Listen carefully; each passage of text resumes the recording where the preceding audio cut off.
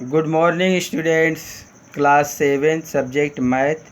Dear learner, we are learning data handling, Unit 3. हम लोग chapter 3 में डाटा हैंडलिंग आंकड़ों का प्रबंधन पढ़ रहे हैं। तो इसके नेक्स्ट वीडियो में हम लोगों ने डाटा क्या होता है, फिर उनका प्रबंधन करना क्यों ज़रूरी होता है, आंकड़ों का प्रबंधन करने से हमको कोई भी इंफॉर्मेशन कैसे तुरंत मिल जाती है, ये सारी बातें हमने सीखा था। और उसमें हमने ये भी सीखा था कि अर्थमेटिक मीन क्या है, रेंज क्या है, ये सारी बातें हम लोगों ने इसके नेक्स्ट वीडियो में सीखा था। आज हम लोग एक्सरसाइज 3.1 के कुछ क्वेश्चन के बारे में सीखेंगे कि हम इसे कैसे सॉल्व करते हैं। क्वेश्चन नंबर 1 में दिया गया है कि find the range of Heights of any 10 student of your class. तो आप अपने क्लास के 10 स्टूडेंट की हाइट निकाल करके फिर उसकी रेंज आपको बताना है। जैसे आपने अपने क्लास के 10 स्टूडेंट की जो हाइट है वो निकाली है, 10 स्टूडेंट की, क्वेश्चन नंबर 1। तो 10 स्टूडेंट की हाइट कुछ भी आप लिख सकते हैं।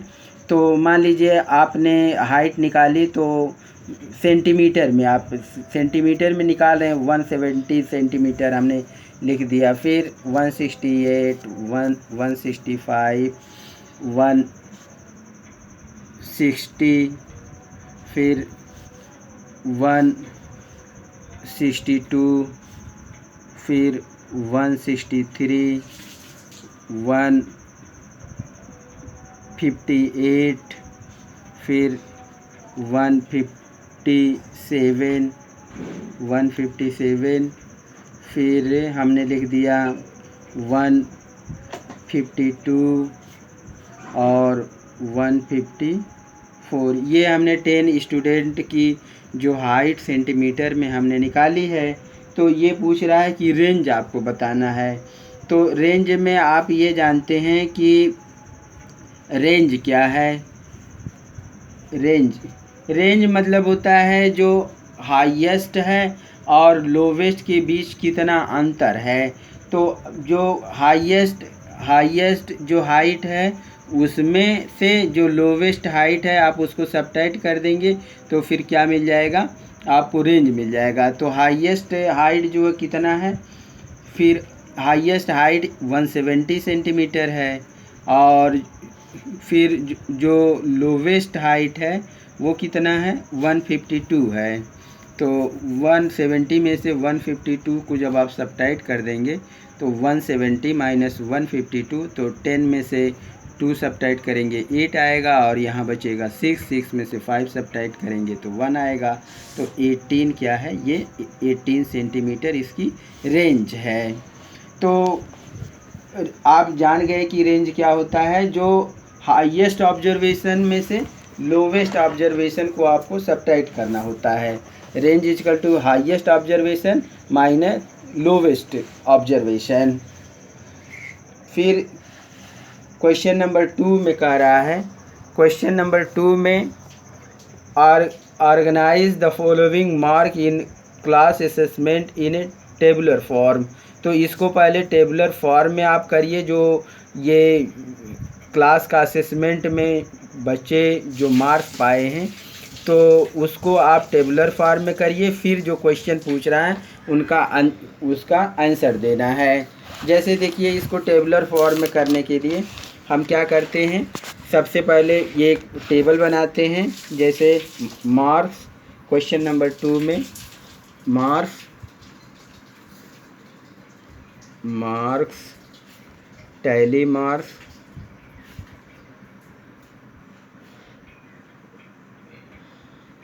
मार्क्स, फिर फ्रीक्वेंसी।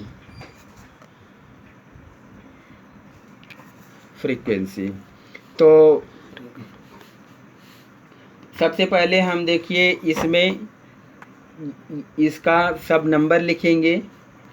जैसे फिर से नंबर ही लिख ले, सबसे पहले नंबर ही लिख लेते हैं, 4 6 7 5 3 5 4 5 2 6 2 5 1 9 6 5 8 4 6 7।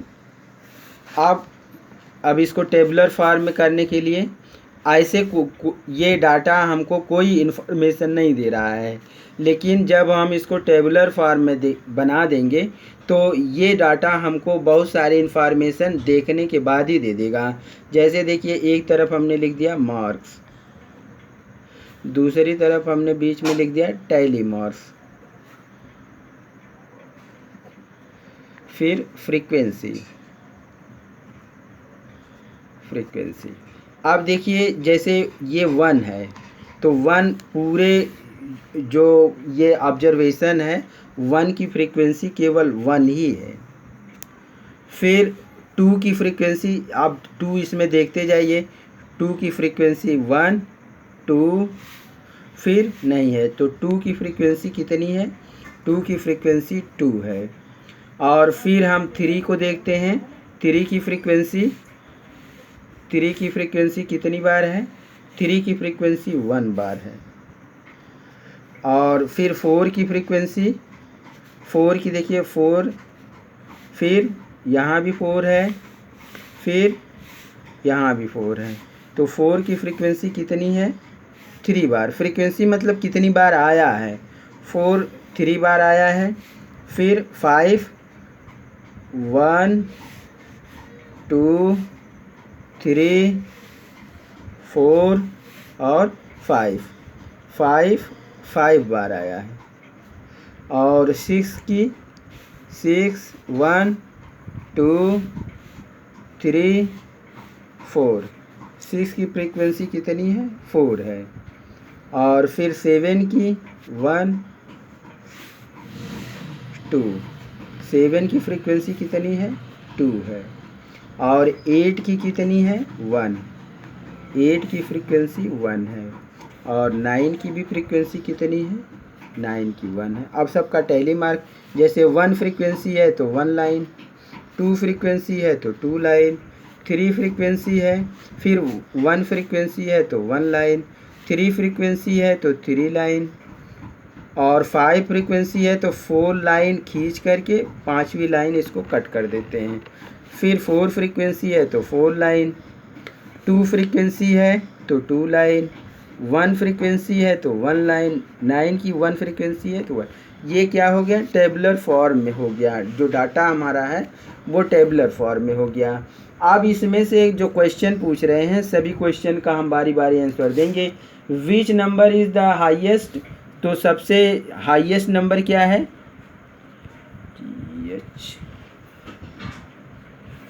EST, highest number 9। Highest number कितना है? 9। और लोवेस्ट नंबर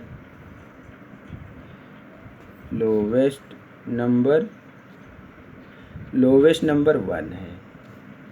ये दूसरा क्वेश्चन पूछ रहा है। थर्ड में पूछ रहा है what is the range of the data, तो डाटा का range of data, range of data equal to क्या होता है? Highest number minus lowest number. Highest number minus, आप चाहे तो आप ये लिखेंगे highest number minus lowest number, तो आप लिख लीजिए highest number, range of data equal to range of data equal to highest number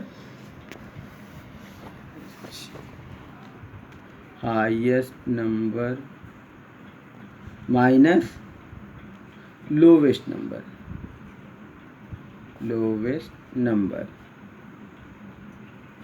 तो ये range of data equal to क्या हो गया? 9 - 1 इक्वल टू 8। और ये पूछ रहा है find the arithmetic mean. Arithmetic mean equal to क्या होता है? अर्थमेटिक मीन या मीन आप लिख लें। मीन इक्वल टू क्या होता है? ये total observation, sum of total observation. Sum of total observation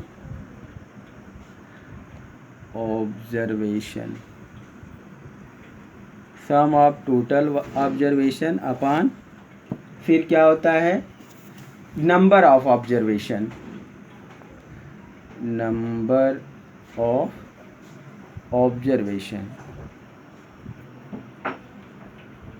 number of observation. तो सबको ऐड करेंगे 4 + 6 + 7 5 3 5 4 5 + 2 + 6 + 2 + 5 + 1 + 9 + 6 + 5 + 8 + 4 + 6 + 7 और ये सब टोटल कितना है ये 1 2 नंबर ऑफ ऑब्जर्वेशन।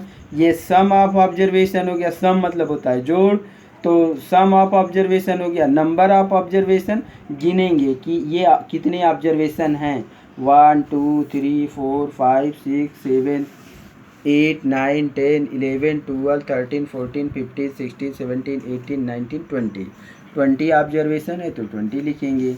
जब सब इसको सम ऑफ ऑब्जर्वेशन करेंगे तो ये 100 आएगा। 100/20 जब इसको हम सिंप्लीफाई करेंगे तो 0 से 0 कट जाएगा और 2 1 जा 2 2 5 जा 10।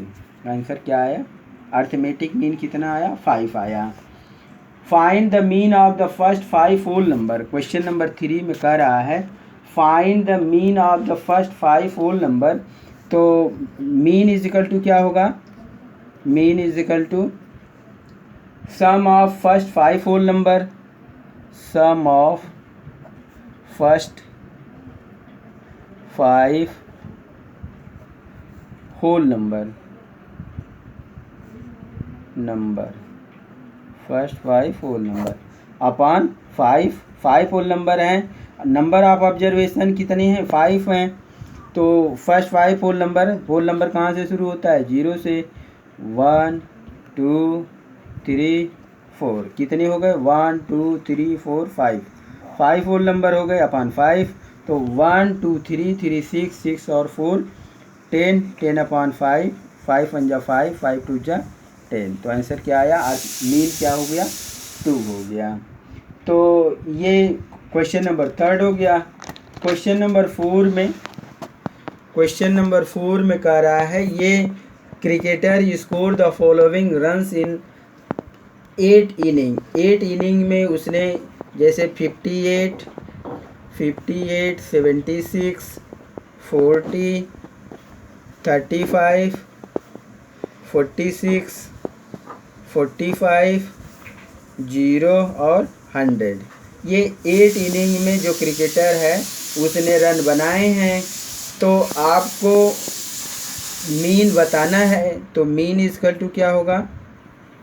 Mean is equal to sum of total runs, sum of total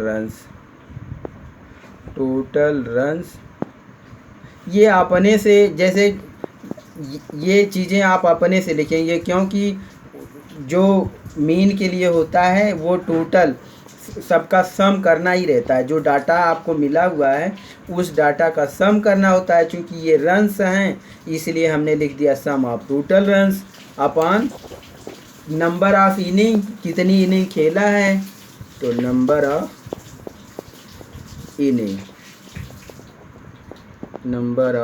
innings.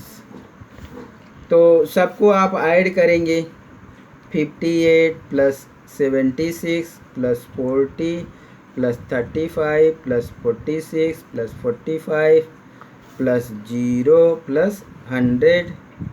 तो 8 इनिंग है दिया है 8 इनिंग तो 8 हम लिखेंगे।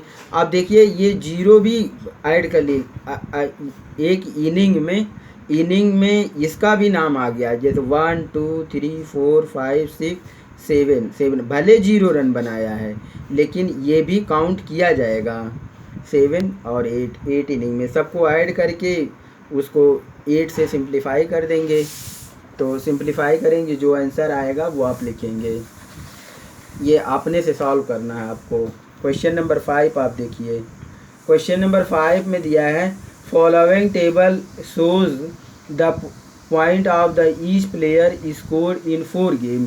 तो ABC 3 प्लेयर हैं और ये 4 गेम में जो स्कोर अर्जित किए हैं, स्कोर जो बनाए हैं वो दिया गया है। जैसे ABC 3 प्लेयर हैं, तो गेम 1 में 14 रन बनाया, गेम 2 में 16, गेम 3 में जो है 10 रन बनाया, गेम 4 में 10 रन बनाया।